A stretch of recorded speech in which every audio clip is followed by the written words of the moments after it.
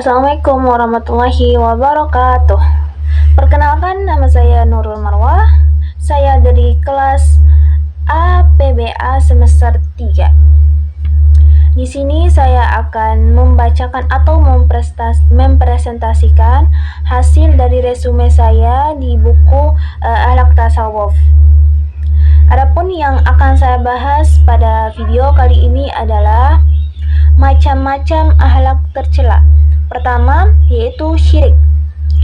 Syirik secara bahasa adalah menyamakan dua hal, sedangkan menurut pengertian istilah sendiri terdiri atas dua definisi, yaitu definisi secara umum dan definisi secara khusus. Adapun definisi umum adalah menyamakan sesuatu dengan Allah dalam hal-hal yang khusus yang dimiliki Allah. Ada 3 macam syirik berdasarkan definisi umum. Pertama, asyirik ar-rububiyah, yaitu menyamakan Allah Subhanahu wa taala dengan makhluknya. Yang kedua itu asyirik fi al-asma wa asy-syifat, yaitu menyamakan Allah dengan makhluknya mengenai nama dan sifat. Dilihat. Dan ketiga itu syirik al-uluhiyah, yaitu menyamakan Allah Subhanahu wa taala dengan makhluknya mengenai ketuhanan. Dan adapun definisi secara khusus adalah menjadikan sekutu selain Allah dan memperlakukan seperti Allah Subhanahu wa taala, seperti halnya berdoa dan meminta syafaat.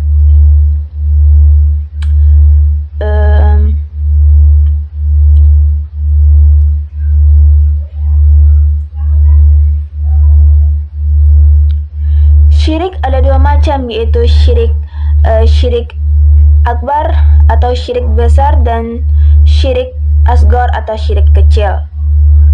Syirik akbar adalah menjadikan sekutu selain Allah Subhanahu wa taala lalu menyembahnya. Adapun syirik asgar itu adalah setiap perbuatan yang menjadikan perantara menuju syirik asgar atau syirik besar, atau perbuatan yang dicap syirik oleh Nash tetapi tidak sampai mencapai derajat syirik akbar. Dan yang kedua, adapun sifat-sifat tercela yang kedua yaitu kufur. Kufur secara bahasa berarti menutupi. Kufur merupakan kata sifat dari kafir. Jadi kafir adalah orangnya, sedangkan kufur adalah sifatnya. Kafir itu adalah sebutan untuk orangnya, sedangkan kufur adalah sebutan untuk sifatnya gitu loh. Menurut syara, kufur adalah tidak beriman kepada Allah Subhanahu wa taala dan Rasulnya, baik dengan mendustakan atau tidak mendustakan. Kufur ada 2 jenis, yaitu kufur besar dan kufur kecil. Sama halnya tadi sama syirik ya. Kufur besar adalah perbuatan yang menyebabkan pelakunya keluar dari agama Islam dan abadi dalam neraka. Kufur besar ini ada 5 macam, yaitu pertama, kufur karena mendustakan para rasul. Kalian bisa lihat aja dalilnya pada Quran surah Al-Ankabut surah ke-29 ayat 66.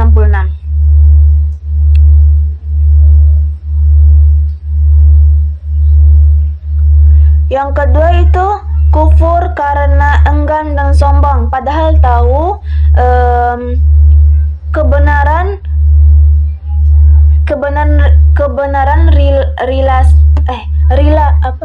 risalah para rasul. Dalilnya itu ada dalam Quran surat Al-Baqarah ayat berapa ya? Terus yang ketiga ini kufur karena ragu, yaitu ragu-ragu terhadap kebenaran para rasul. Dalilnya ada dalam Quran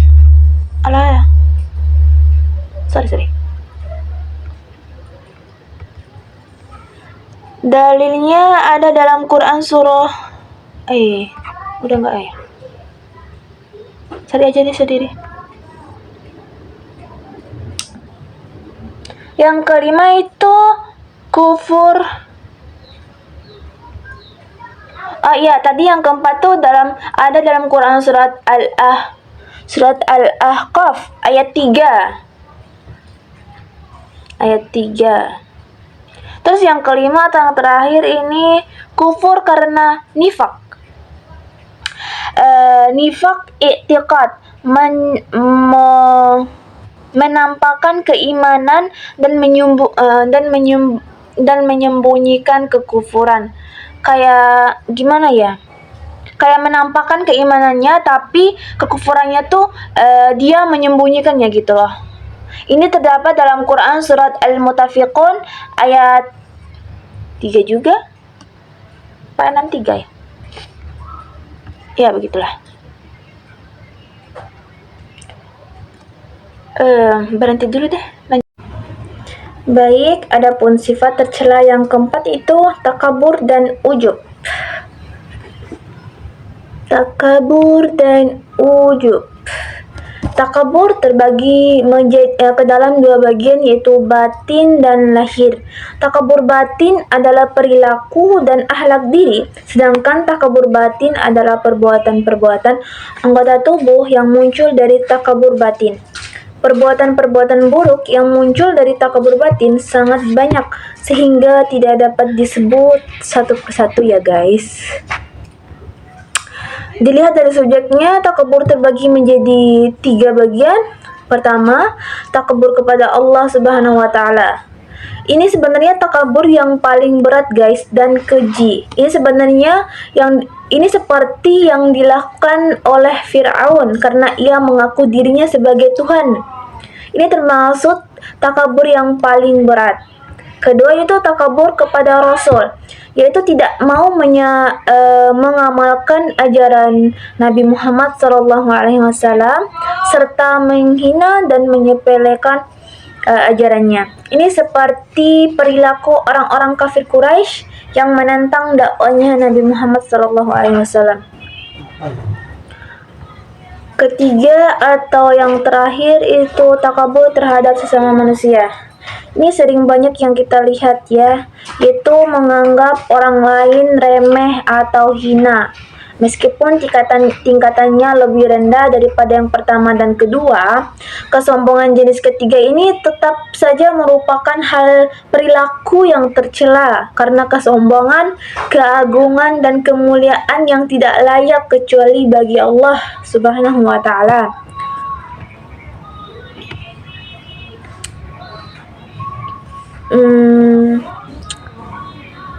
Yang kelima itu dengki. Di antara sifat buruk manusia yang merusak kehidupan adalah dengki. Dalam bahasa Arab, dengki disebut hasad, yaitu perasaan yang timbul dalam diri seseorang setelah memandang sesuatu yang tidak dimiliki olehnya tetapi dimiliki oleh orang lain. Kemudian dia menyebarkan berita bahwa yang dimiliki orang tersebut itu diperoleh dengan tidak sewajarnya. Ini tidak baik ya guys, tidak boleh ditiru. Yang keenam itu ghibah atau mengumpat. Ibnu Hajar menuturkan bahwa para ulama berbeda pendapat dalam mendefinisikan ghibah.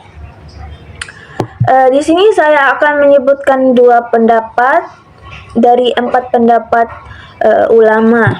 Itu pertama dari Raghib Al-Asfahani menjelaskan bahwa ghibah adalah membicarakan aib orang lain dan tidak ada keperluan dalam penyebutannya. Sedangkan menurut Al-Ghazali menjelaskan bahwa ghibah adalah menuturkan sesuatu yang berkaitan dengan orang lain yang apabila penuturan itu sampai pada yang bersangkutan ia tidak menyukainya. Yang ketujuh itu riya. Kata riya diambil dari kata dasar ar-ru'yah yang artinya memancing perhatian orang lain agar dapat dilihat sebagai orang baik.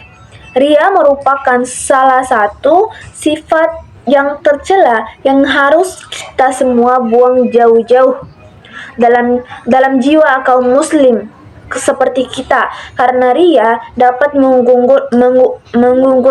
menggugurkan amal ibadah kita. Ria dalam memperlihatkan diri kepada orang lain. Maksudnya itu beramal bukan karena Allah, tapi karena semata-mata ingin atau mau dilihat oleh orang lain. Sifat ria itu dapat muncul dalam beberapa bentuk bagian, guys. Yang pertama itu ria dalam beribadat. Orang biasanya memperlihatkan kehusyuan apabila dia berada di tengah-tengah jemaah atau karena ada orang melihatnya, guys. Yang kedua itu ria dalam berbagai kegiatan. Orang yang rajin dan tekun belajar selama ada orang yang melihat, dia bekerja seolah-olah penuh semangat. Padahal dalam hati kecil tidak demikian. Ia rajin bekerja apabila ada pujian, tetapi apabila tidak ada lagi yang memuji, semangatnya menurun. Tapi sebenarnya ini, guys, tidak ada yang tahu ya niatnya. Jadi mungkin kita jangan suudzon. Mungkin dia benar-benar belajar karena Allah atau karena pengen pintar, bukan karena ingin dipuji oleh orang lain. Itu tergantung niatnya sih. Jadi sebagai kita yang melihat itu seharusnya husnudzon saja, jangan suudzon. Itu sih dari saya sendiri. Yang ketiga itu ria dalam berderma atau bersedekah. Ini gimana ya? Apabila mendermakan hartanya kepada orang lain, orang ria bermaksud bukan karena ingin menolong. Jadi niatnya tuh bukan ingin menolong orang yang membutuhkan, tetapi semata-mata ingin supaya kebaikannya itu dilihat oleh orang lain, ingin dipuji oleh orang lain. Begitu, guys. Dan yang keempat itu ria dalam berpakaian. Orang ria biasanya memakai pakaian yang bagus, perhiasan yang serba mahal dan beragam dengan harapan agar dia disebut orang kaya, mampu atau pandai berusaha sehingga melebihi orang lain.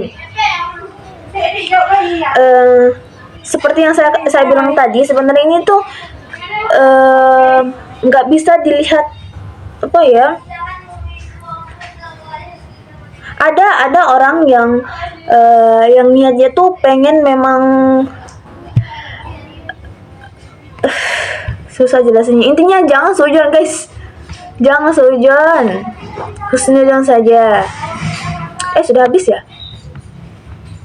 Oke. Sekian presentasi dari saya. Apabila ada salah kata atau ada pihak yang tersinggung, saya mohon maaf sebesar-besarnya.